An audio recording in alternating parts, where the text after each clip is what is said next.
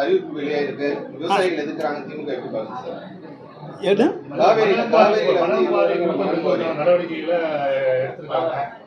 முன்னாள் இயற்கை வளங்கள் துறை அமைச்சர் சார், நாங்கள் எங்கள் காலத்தில் கொடுக்கலாம். ஹைகோர்ட் வந்து சுற்றுச்சூழல் துறை இவங்கெல்லாம் வந்து தடுத்ததுனால அன்றைக்கு தடுத்து நிறுத்தப்பட்டது. அதை தவிர நாங்கள் வந்து ஆற்று மணல் எடுப்பது அன்றைக்கு வந்து உயர்நீதிமன்றம் தடுத்த காரணத்தால் நாங்கள் எந்த விதமானதும் அனுமதியும் கொடுக்கவில்லை. அதுதான் அன்றைய சூழல். பழனியில் வந்து 100 ஏக்கர் பரப்பளவில் வந்து இடங்கள் வந்து இல்லீகலாக வந்து அக்ரிமெண்ட் போட்டு பத்திரம் பண்ணியிருக்காங்க. அது வந்து அமைச்சர் ரமேஷோட உறவினர் குற்றச்சாட்டு ஒன்று வந்திருக்கு. அவர் இல்லைன்னு சார், அதாவது ஒன்றே உண்டு, இதில் யாராவது தலையிடாமல் இந்த சம்பவம் நடக்குமா? இணை ஆணையர் துணை ஆணையர் மாற்றம் செய்யப்படுகிறார். சப் ரெஜிஸ்ட்ரார் அன்றைய துணைப்பதிவாளர் லீவு போட அச்சுறுத்தப்படுகிறார். புதுசாக தங்களுக்கு வேண்டிய ஒருவர் ஒரு நாளைக்கு மட்டும் அங்கே நியமிக்கப்படுகிறார். அப்போ இத்தனையும் ஊழல்களுக்கு எடுத்துக்காட்டு.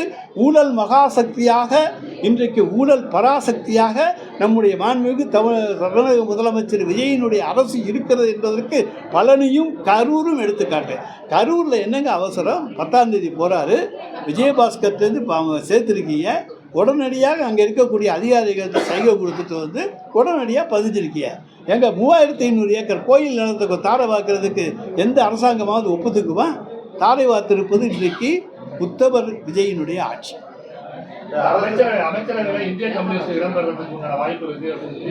யார் போய் சேர்ந்தாலும் சேரலாம், யார் வந்தாலும் வரலாம். தமிழ்நாட்டில் நிரந்தர கூட்டணியும் கிடையாது, நிரந்தர எதிரிகளும் கிடையாது. ஆனால் அதே நேரத்தில் நாங்கள் அதிமுக பக்கம் போக மாட்டோம். நிரந்தர எதிரி கிடையாதுன்னு சொன்ன உடனே நீங்கள் அதை ஒன்று கேள்வி கேட்பீங்க. சொல்கிறோம், எங்களை பொறுத்தவரையும் இனி தனித்து நின்று வெல்லக்கூடிய அளவுக்கு சக்தியுடைய இயக்கமாக திமுகவை உருவாக்கி காண்பிப்போம். 59 ஆண்டுகளுக்கு பிறகு ஊழல் லஞ்சமாக முதலமைச்சராக வந்து விஜயை தேர்ந்தெடுத்திருக்காங்கன்னு மாணிக்க தாகூர் சொல்லியிருக்காரு. அந்த மாணிக்க தாகூரை பழனியையும் கரூரையும் கேளுங்க. மாணிக்க தாகூர்கிட்ட கரூர் சம்பவத்தையும் பழனி சம்பவத்தையும் கேளுங்க. அதை போல நாகர்கோயில் கிளைச்சிறை சம்பவத்தை கேளுங்க. இப்படி பல்வேறு சம்பவங்கள் இனிமேல் வந்துக்கிட்டே இருக்கும். நித்தம் நித்தம் கொலைகள், நித்தம் நித்தம் கற்பழிப்புகள், நித்தம் நித்தம் போக்சோ வழக்குகள், நித்தம் நித்தம் கொள்ளைகள், இப்படி நடக்கின்ற ஒரே ஆட்சி இன்றைய ஆட்சி தான்.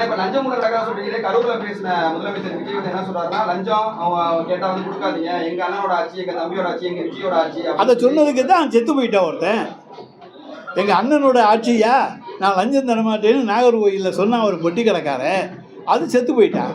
அண்ணன் ஆட்சி தம்பி ஆட்சின்னு சொன்னதுனால செத்து தான் போனான். அவன் உயிரோடு இருக்கானா?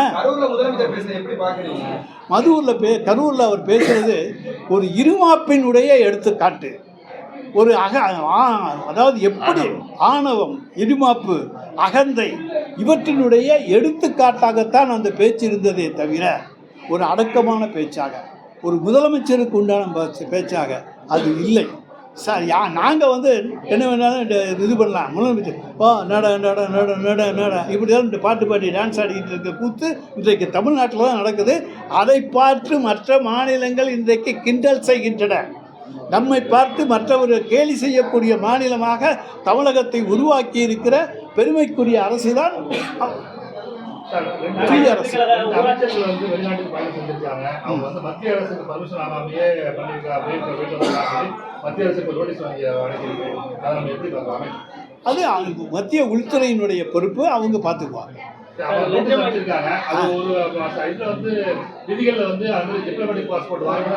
அதாவது அரசு பணியின் காரணமாக ஒரு அமைச்சர் அரசு வேலை காரணமாக வேறு வெளிநாடுகளுக்கு செல்ல வேண்டியிருந்தால் ஒன்றிய உள்துறை அமைச்சகத்தினுடைய அனுமதி பெற்று டிப்ளமேட் பாஸ்போர்ட் வாங்கி போகணும். அதுதான் சட்டம்.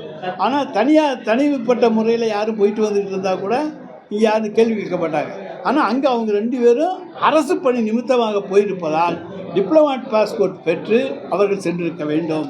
அதை வந்து யாருமே கவனிக்கல, அதிகாரிகளும் சேர்ந்து போனாங்க. அதான் இந்த ஆட்சியினுடைய கூத்து. அரசு வழக்கறிஞர் நியமிப்பதில் பல்வேறு குளறுபடிகள் தொடர்ந்து இருந்துகிட்டே இருக்கு. அதாவது 30 லட்சம் 20 லட்சம் 50 லட்சம் ஏலம் போடப்படுகிறது. நான் அமைச்சராக இருந்தேன், யார் அந்த முகத்தை கூட பார்க்கல, கையெழுத்து போட்டிருக்கேன் அத்தனை ஃபைல்லையும். ஆனால் இன்னைக்கு ஏலம் போடப்படுகிறது. அதிகமாக பீச்சு அதிகமாக ஏழை எடுக்க, ஏன்னா தாவேக்காவில் வழக்கறிஞர் அணி கிடையாது, அதனால் அது இப்போ புதுசாக தான் சேர்ந்துருக்காங்க. அதிக தொகைக்கு ஏழை எடுக்கிறவன் வழக்கறிஞராக அவனுடைய பின்னணியை பற்றிலாம் அவங்க பார்க்கலாம். முன்னாள் முதலமைச்சருக்கு கோபம் வந்தா தாவேக்கா அரசு இருக்காது, ஆனா முன்னாள் முதலமைச்சருக்கு கோபம் வரணும்னு சொல்லி முன்னாள் அமைச்சர் ராஜேந்திர பாலாஜி பேசியிருக்காரு. எங்கள் தலைவர் பொறுமையானவருங்கிறது அவருக்கு தெரியும், பின்பக்கத்து வழியாக வர மாட்டாருங்கிறது அவருக்கு தெரியும். அது ஏற்கனவே ஒரு பேட்டியில் தெளிவாகவே நாங்கள் சொல்லியிருக்கோம். 2016 சம்பவத்தை நான் தெளிவாகவே சொல்லியிருக்கிறேன். எல்லோரும் எவ்வளோ சொன்னோம், 108 அன்னைக்கு எங்களுக்கு. ஆனாலும் நாங்கள் அன்றைக்கி கொல்லைப்புற வழியாக வரவில்லை. அப்புறம் பை எலெக்ஷனில் சேர்த்து 112க்கு போனோம். ஆனால் கொல்லைப்புறத்தை நாங்கள் விரும்பவில்லை. நேரடியாக மக்களை சந்தித்து நாங்கள் ஆட்சிக்கு வருவோம். எனவே எங்களுடைய தலைவர் மு.க. ஸ்டாலின் அவர்கள் பொறுமை காப்பதிலே வல்லவர். அதே நேரத்தில் எதையும் மனதிலே வைத்துக்கொண்டு என்ன செய்ய வேண்டுமோ அதை கட்டாயம் செய்யும். 6 மாசம் வரையும் எதையும் விமர்சிக்க மாட்டோம்னு சொல்லி ஏற்கனவே சொல்லிட்டாரு. 6 மாசத்துக்கு பிறகு இந்த ஆட்சி நீடிக்கிறதுக்கான வாய்ப்பு இருக்குங்களா? ஏன்னா கூட்டணி தலைவரை தான் ஆட்சி அமைச்சிருக்காங்க, கூட்டணி மந்திரி சபை தான் இருக்கு. அதாவது இன்றைக்கு கூட்டணி தலைவர் இன்னைக்கு ஒன்று பேசுவாங்க, நாளைக்கு ஒன்று பேசுவாங்க, ஆட்சியில் இருக்கிற போது ஒன்று பேசுவாங்க, வெளியே வர்றதுக்காக ஒன்று பேசுவாங்க, வெளியே வர்றதுக்காக ஒன்று பேசுவாங்க, வெளியே வந்த பிறகு ஒன்று பேசுவாங்க. எனவே அந்த பேச்சுக்களை எல்லாம் நாங்கள் பொருட்படுத்துகிறோம். லஞ்சம் வாங்கியதாக கூறப்பட்ட தாவேக்கா ஊராட்சி மன்ற தலைவர் ஒன்று நேற்று கைது 1,30,000 பாரபட்சம் இல்லாம தானே இந்த கைது நடவடிக்கைகள் தொடருது. யார் கையும் களவும் பிடிச்சி கொடுத்தா அப்புறம் என்ன பண்ண முடியும்? போலீஸை கூட்டி வச்சு நீங்கள் இங்கே லஞ்ச ஒழிப்பு துறைக்கிட்ட இந்நேரம் லஞ்சம் கேட்குறாரு, நான் கொடுக்குறேன் அங்கன்னு சொல்லி பெட்டிஷன் கொடுத்து அவங்கள்ட்ட ரூபா நோட்டை கொடுத்து வாங்கி கொண்டு போய் கொடுக்குற போது நான் தாவேக்காரன் ஆக்ஷன் எடுக்க முடியாதுன்னு அங்கே போய் லஞ்ச ஒழிப்புத்துறை பேக் அடிக்க முடியாது. அதே போல தாவேக்கா ஆட்சி அமைச்சிருக்கிற பல இடங்கள்ல ஒரே நேரத்தில் லஞ்ச ஒழிப்புத்துறை ரைடு நடக்குது, பல இடங்கள்ல பல அதிகாரிகள் கைது செய்யப்படுவதை நம்ம பார்க்குறோம். இப்போ முதலமைச்சர் பேசுனதுக்கு இந்த லஞ்சம் குறைஞ்சிருக்கு அதுக்கு எங்கள் ஆட்சியில் எத்தனை இடத்துல ரிஜிஸ்டர் ஆஃபீஸில் நடத்தியிருக்கோம், எத்தனை தடவை கமர்ஷியல் டேக்ஸ் ஆஃபீஸில் நடத்தியிருக்கோம், எத்தனை தடவை டிரான்ஸ்போர்ட் ஆஃபீஸில் நடத்தியிருக்கோம். எல்லா ஆட்சியிலும் லஞ்ச ஒழிப்புத்துறை நடவடிக்கை எடுப்பது, அங்கே போய் பரிசோதனை செய்வது, ஆய்வு செய்வது இதெல்லாம் வழக்கமான ஒன்று தான். அதில் தான் இதுவும். அதிமுக உள்ள முன்னாள் அமைச்சர்கள் விஜயபாஸ்கர், எம்.ஆர். விஜயபாஸ்கர்லாம் போய் தாவேக்கால சேர்ந்துருக்காங்க. அந்த எப்படி பார்க்குறீங்க? நான் தான் ஏற்கனவே சொல்லிட்டேன் ஒருக்கா, திருப்பி சொல்லி அவங்க கோவத்தை கலராதீங்க.